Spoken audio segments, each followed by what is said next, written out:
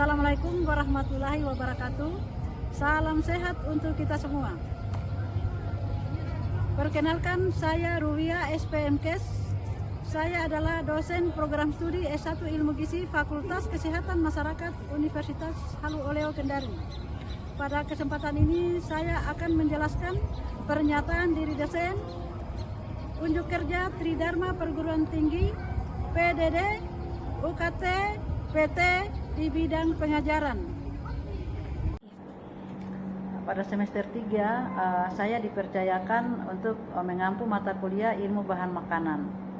Adapun kode mata kuliah ilmu bahan makanan adalah JBA 63024 dengan bobot SKS 3 SKS. Kemudian mata kuliah ini diprogramkan pada semester ganjil atau semester 3 atau capaian pembelajaran daripada mata kuliah ilmu bahan makanan. Yang pertama adalah bertakwa kepada Tuhan Yang Maha Esa dan mampu menunjukkan sikap religius. Yang kedua, menjunjung tinggi nilai kemanusiaan dalam menjalankan tugas berdasarkan agama, moral, dan etika. Dan yang ketiga, berkontribusi dalam peningkatan mutu kehidupan bermasyarakat, berbangsa, bernegara, dan kemajuan peradaban berdasarkan Pancasila. Yang keempat, bekerja sama dan memiliki kepekaan sosial serta kepedulian terhadap masyarakat dan lingkungan. Yang kelima, taat hukum dan disiplin dalam kehidupan bermasyarakat dan bernegara. Dan yang keenam, menginternalisasi nilai-nilai, norma, dan etika akademik. Dan yang ketujuh adalah menunjukkan sikap bertanggung jawab atas pekerjaan di bidang keahliannya secara mandiri.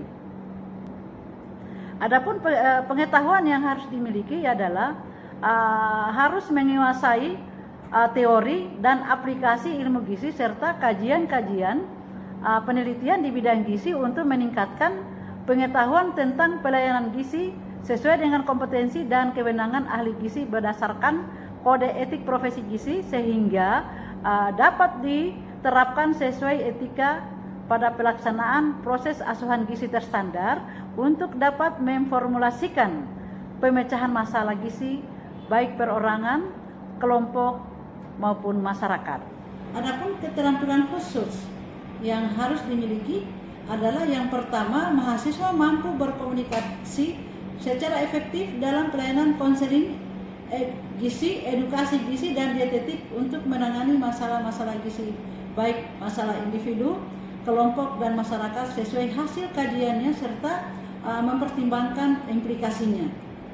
Dan yang kedua adalah mahasiswa harus mampu mengolah pelayanan gizi promotif, preventif, kuratif, dan rehabilitatif dan mengaplikasikan prinsip-prinsip ilmu gizi dalam pemecahan masalah gizi baik perorangan, perkelompok, dan masyarakat melalui penilaian status gizi yang sudah baku secara mandiri.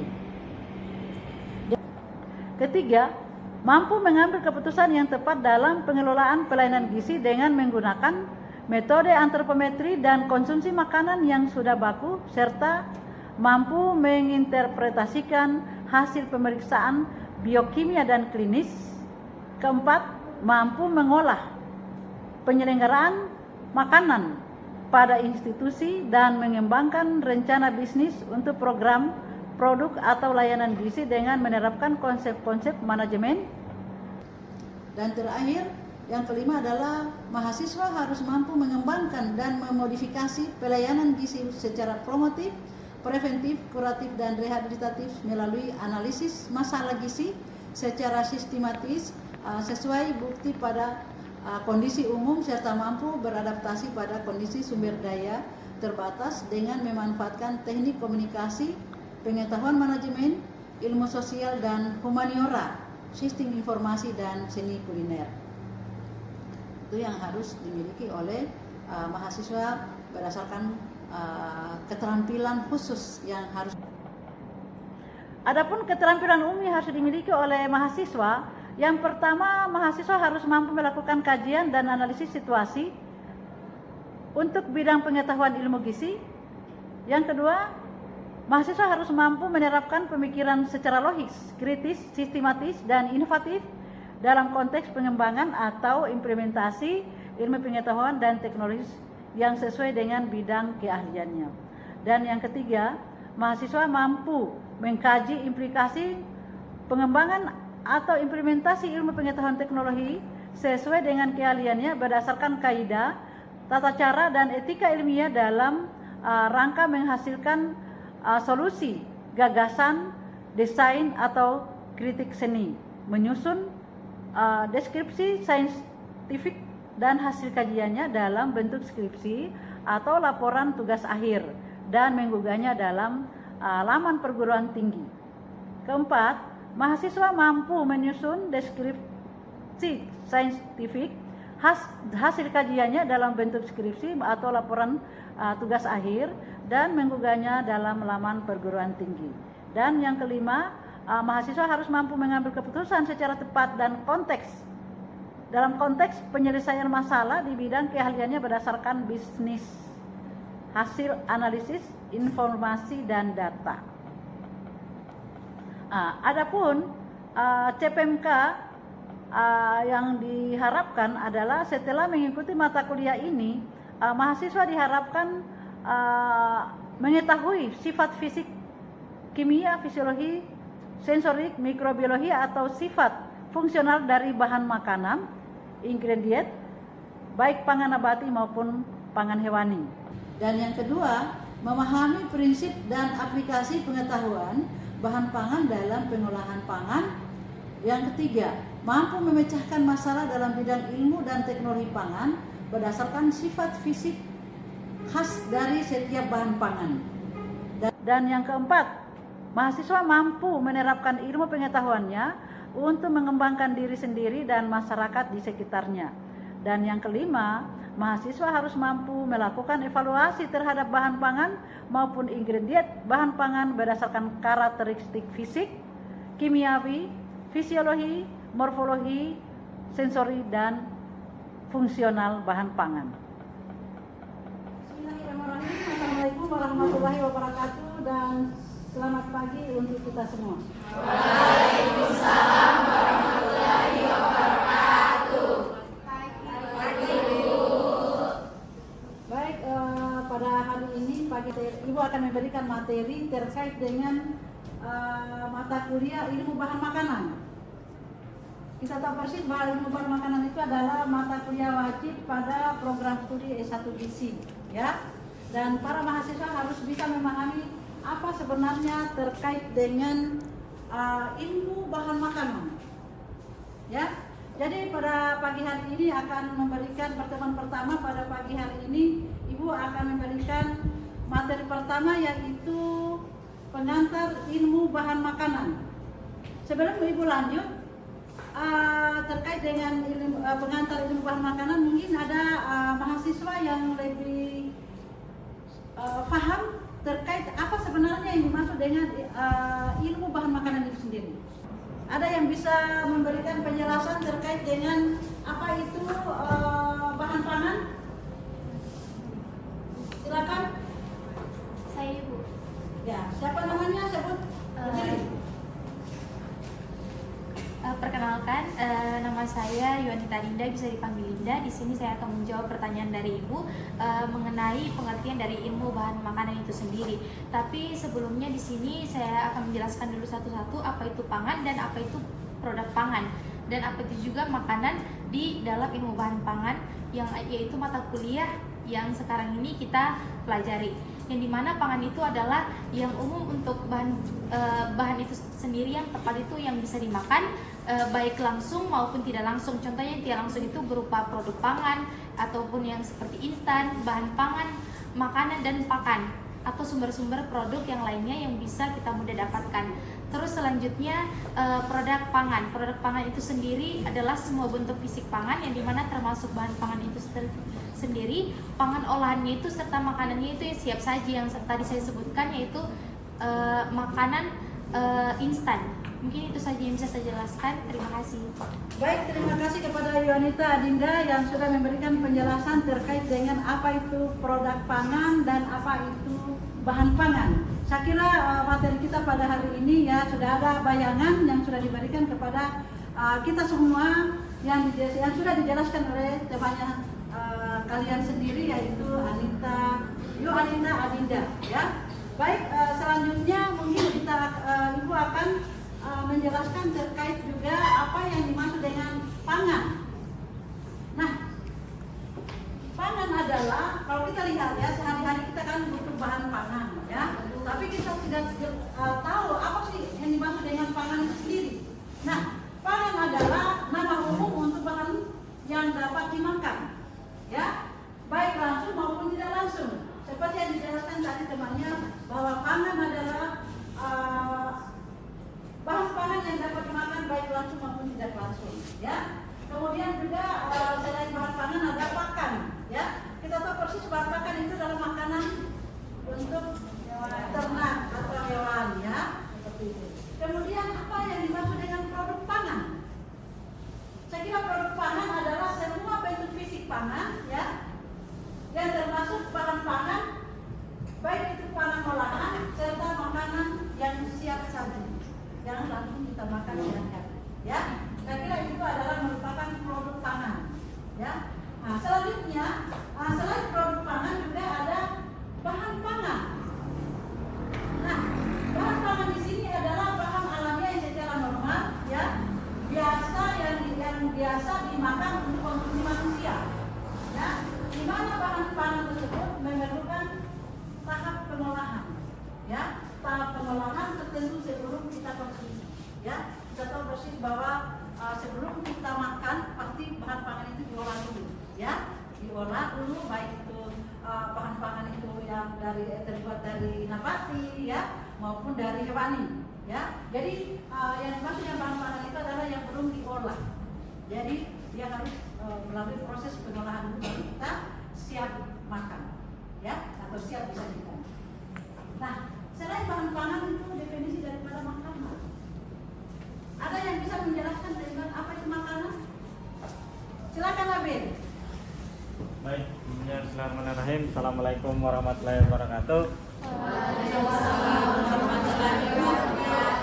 Perkenalkan, nama saya Nabil Al-Mahmud dengan NIM J1B1210113.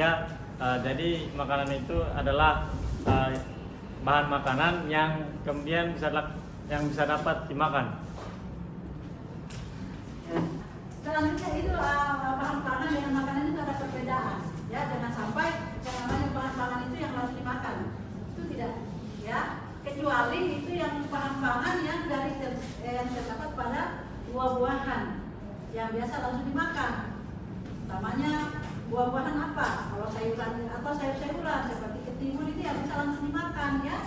Nah, kemudian buah tomat, ya, itu bisa langsung kita tanpa melalui proses pemasakan atau pengolahan, ya, seperti itu. Nah, selanjutnya selain makanan, kita juga di sini berbicara terkait dengan yang hubungannya dengan makanan itu harus punya menu makanan. Nah, ada yang bisa menjelaskan terkait dengan apa itu menu makanan? Silakan angkat tangan. Silakan. Siapa? Sebut nama.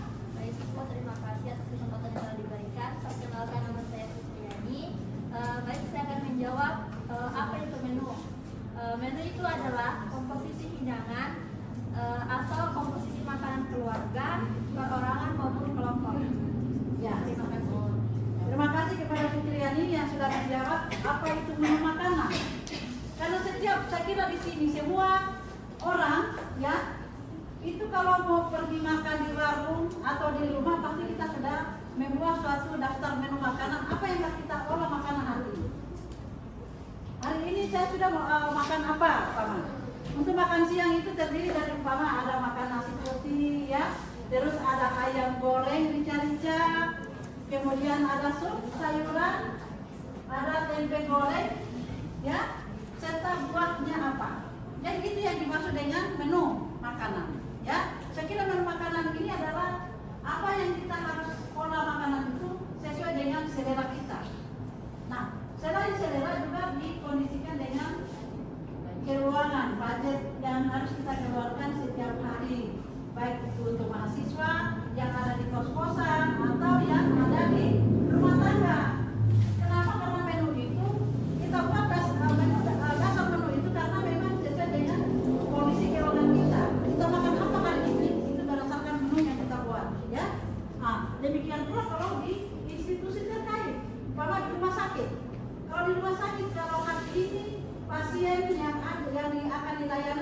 yang akan dilayani sekitar 100 orang dengan menu makanan yang sesuai dengan kondisi keuangan rumah sakit per kelas per orang. Ya, semua calon-calon ahli gizi itu harus bisa memahami apa sih itu gizi makanan. Ya, ada yang bisa menjelaskan apa itu gizi, ilmu gizi atau gizi? Beda ilmu gizi dan beda gizi. Saat gizi makanan. Silakan angkat tangan siapa yang tahu terkait apa itu gizi. Silakan, siapa? Sebut nama. Baik, perkenalkan nama saya Inal Nuria. Di sini saya akan menjelaskan tentang apa itu gizi. Gizi yaitu zat makanan pokok yang diperlukan untuk pertumbuhan dan juga kesehatan tubuh manusia. Ya, itu yang dimaksud dengan gizi makanan ya. Jadi kalau kita bicara masalah makanan itu berbicara masalah gizi. Ya, karena semua makanan yang kita makan itu pasti berbeda-beda kandungan zat gizi yang ada setiap bahan makanan.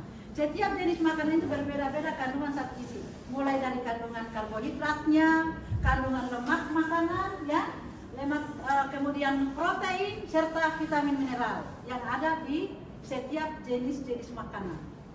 Jadi betul-betul zat gizi ini betul-betul harus kita pahami apa yang kita butuhkan sesuai dengan angka kecukupan gizi yang harus kita butuhkan setiap hari.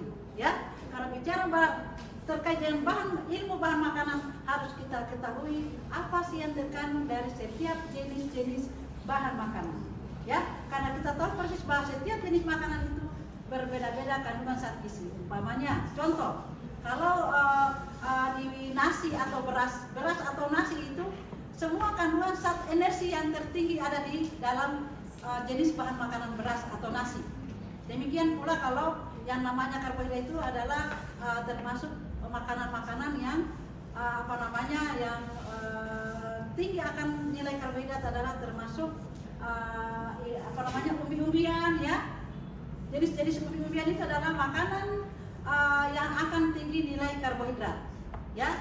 Sedangkan jenis makanan protein seperti ikan, daging, ya, telur, ya, daging-dagingan, itu adalah semua jenis makanan yang mengandung protein. Sedangkan jenis kacang-kacangan merupakan makanan yang tinggi akan protein nabati maupun vitamin mineral yang ada di dalam jenis kacang-kacangan. Ya, nah. Selain ini kita bicara masalah ilmu gizi ya, terkait di dalam ilmu gizi di setiap jenis bahan makanan, kita juga harus bisa bagaimana dengan pengolahan atau teknologi pengolahan pangan ya dari setiap jenis bahan makanan. Karena teknologi pengolahan makanan ini setiap jenis bahan makanan itu pasti akan berkurang kandungan nilai gizi kalau salah dalam mengolah bahan makanan. Nah, ini yang harus diketahui dalam ilmu bahan makanan, ya. Karena dari teknologi pengolahan makanan itu bisa saja jenis-jenis zat gizi yang ada di setiap bahan makanan itu akan berkurang kandungan gizi. Makanya kalau kita masak sayur, ya, kalau kita mengolah sayur itu tidak boleh lebih dari 3 menit atau 4 menit kalau kita masak sayur bening atau sayur tumis ya, karena kalau dia terlalu lama daun-daunan hijau itu akan berkurang vitamin mineral yang ada di dalam bahan makanan. Nah, inilah materi ilmu bahan makanan ini yang betul-betul kita harus pahami apa yang harus kita lakukan untuk mengolah bahan pangan yang sesuai dengan kualifikasi jenis-jenis bahan pangan itu sendiri ya. Nah, saya kira itu terkait dengan teknologi pengolahan pangan. Kemudian ilmu bahan pangan itu sendiri, ilmu dari setiap jenis bahan makanan itu harus kita pahami apa yang terkandung dalam setiap jenis bahan makanan itu. Jadi ilmunya bahan makanan itu yang kita cari, karena itu akan kalau masuk di untuk intervensi ke setiap orang, baik itu orang sehat ya. Orang sehat itu dia butuh berat badan ideal, ya. Bagaimana caranya untuk mengkonsumsi bahan-bahan makanan itu supaya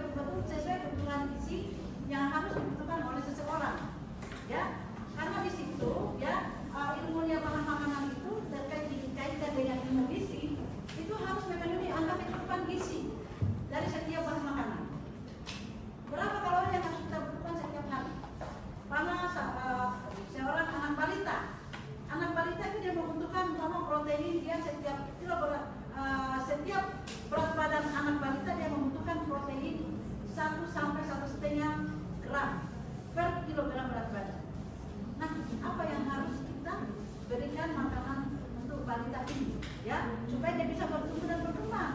Itu dari bahan makanannya, utamanya protein. Protein itu dibanding orang dewasa, anak-anak balita itu harus lebih tinggi. Kenapa? Kandungan protein itu harus anak balita itu lebih tinggi dibanding orang dewasa. Karena apa? Karena balita itu masih proses tumbuh kembang. Dia mau bertumbuh dan berkembang supaya tinggi badannya sesuai dengan usia balita itu sendiri. Nah, ada di mana makanan itu? Ada di ilmunya bahan makanan. Kita harus ketahui itu kebutuhan gizi pada balita.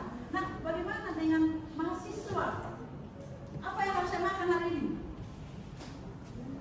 Itu harus kita tahu jenis-jenis bahan makanan. Oh, hari ini harus makan roti. Kalau makan roti, apakah hanya roti yang dimakan? Apa sudah memenuhi kebutuhan gizi kalau hanya makan roti? Tidak. Tidak ya? Jadi harus ditambahkan apa? Makanan jenis apa? Protein. Ya, protein selain itu vitamin mineral.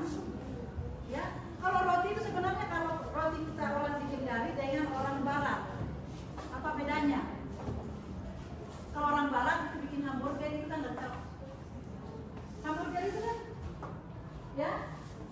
Kalau kita dalami ilmu bahan makanan yaitu produk roti, bahan makanan yang sudah siap makan, itu sudah ada roti itu karbohidrat, ya sudah karbohidrat. Roti itu akan dilapisi dengan sayuran, daun seledri ya. Selain itu ada daging. Selain daging ada apa lagi? Tomat. Iya kan? Tomat diiris ya, gitu. Nah, kemudian dikasih wijen, kemudian diolesi pakai mentega. Itu lemaknya lengkap. Makanya orang barat itu tinggi-tinggi dibanding kita orang Sulawesi. Banyak pendek yang stunting sekarang tinggi di provinsi Sulawesi Tenggara. Karena pola makannya tidak seimbang, ya. Pola makan kita itu tidak seimbang. Kalau sudah makan nasi dengan ikan sudah cukup, tidak perlu makan sayuran. Padahal, nah, kalau dari ilmu bahan makanan tidak boleh hanya satu jenis bahan makanan atau dua saja, ya. Jadi itu yang harus mahasiswa sekalian harus memahami terkait dengan ilmu bahan makanan, ya. Harus kita betul-betul kuasai, ya. Sebagai calon ahli gizi, nanti turun di lapangan bagi penyuluhan di masyarakat. Apa yang Anda harus sampaikan kepada kalau ada masyarakat yang menyeluruh terkait dengan kecapean atau dia sesak napas. Nah, jenis makanan apa yang harus disampaikan, yang diberikan itu? Kalau dia sesak napas,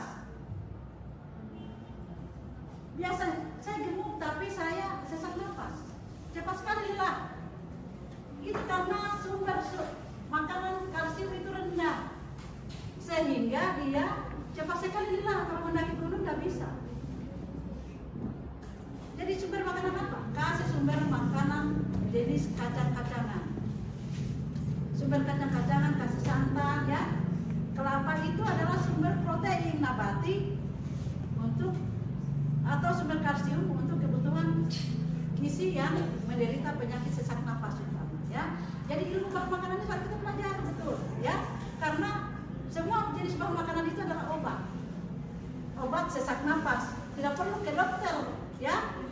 Harus pelajari ilmunya bahan makanan, ya. Nah, hal inilah yang harus para mahasiswa sekalian untuk bisa memahami terkait dengan apa itu ilmu bahan makanan yang sebenarnya, ya.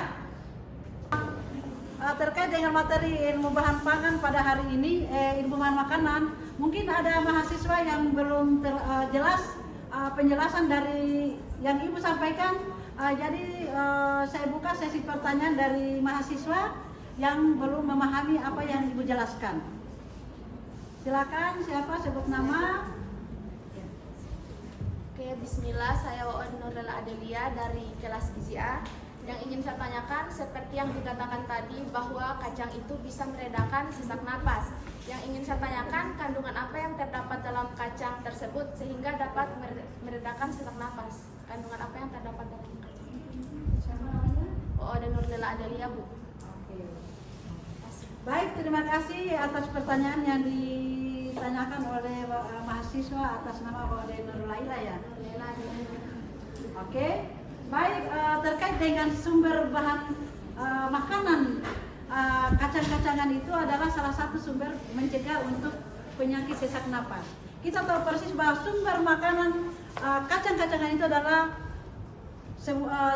kandungan zat gizi kalsium itu ada di jenis kacang-kacangan. Jadi kita wajib untuk kita mengkonsumsi setiap hari minimal 50 gram sumber kacang-kacangan, karena utamanya kacang kedelai yang biasa dibuat tempe itu adalah salah satu makanan yang tinggi akan sumber kalsium.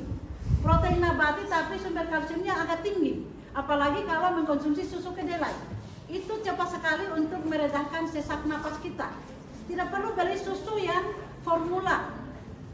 Jadi ini sumber kacang-kacangan itu memang Tuhan sudah menciptakan untuk kebutuhan manusia, ya. Jadi sebaiknya para mahasiswa itu bisa menggali ilmu-ilmu terkait bahan-bahan makanan apa saja yang harus kita konsumsi untuk mencegah dari berbagai macam masalah-masalah gizi di setiap orang, ya. Saya kira itu penjelasan dari pertanyaan dari teman kalian itu sudah mewakili dari semua mahasiswa yang akan bagaimana peran dan fungsi makanan sumber kacang-kacangan itu untuk kita bisa konsumsi setiap hari, ya, untuk mengatasi masalah-masalah gizi di keseharian kita. Karena semua bahan makanan itu harus betul-betul kita konsumsi, ya. Itu Tuhan sudah ciptakan, mulai dari jenis-jenis makanan karbohidrat, lemak, ya. Lemak itu bukan hanya lemak dari minyak, tapi dari sumber kacang-kacangan itu justru yang sumber kalsium itu yang tinggi untuk mencegah daripada penyakit sesak nafas. Sebenarnya bukan penyakit, karena kekurangan sumber kalsium, ya. Jadi penyakit sesak nafas itu bukan karena kekurangan zat gizi dalam tubuh kita. Di saat kita butuhkan tapi tidak kita penuhi, sehingga terjadilah masalah gizi, ya. Saya kira itu mungkin sudah bisa memahami terkait dengan jawaban Ibu. Ya, terima kasih ya kepada mahasiswa yang sudah bertanya. Baik, saya kira materi Ibu yang sudah cukup pada materi yang kita sampaikan pada pertemuan pertama hari ini. Insya Allah kita akan lanjutkan pada pertemuan minggu depan, ya. Terima kasih atas semua atas kehadiran mahasiswa semua, kemudian pertanyaan tadi. Semoga apa yang Ibu berikan itu bermanfaat buat kita semua, ya, khususnya para mahasiswa. Saya kira cukup sekian, ya. Terima kasih. Dan saya tutup dengan ucapan Assalamualaikum warahmatullahi wabarakatuh.